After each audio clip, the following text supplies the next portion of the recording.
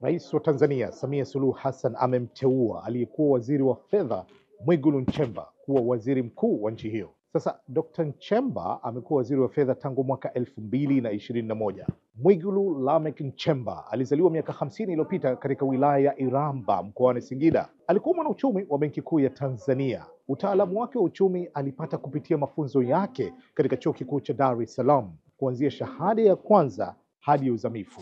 Katika serikali ya awamu ya 4 ya Rais Jakaya Kikwete aliteuliwa waziri wa fedha na mipango. Kipindi cha serikali ya awamu ya 5 cha Rais John Pombe Magufuli akawa tena kwenye baraza, safari hii akiteuliwa waziri wa kilimo na baadaye waziri wa katiba na sheria. Alirudi tena kwenye wizara ya fedha baada ya aliyekuwa waziri wa fedha Dr. Philip Mpango kupandishwa cheo na kuwa makamu wa rais, safari hii akiteuliwa na Rais Samia Suluhu Hassan. Na tena safari hii ameteuliwa kwa wadhifa mwingine muhimu zaidi wa waziri mkuu wa Tanzania, akichukua nafasi ya Majaliwa Kassim Majaliwa ambaye amekuwa kwenye wadhifa huo kwa muongo mmoja.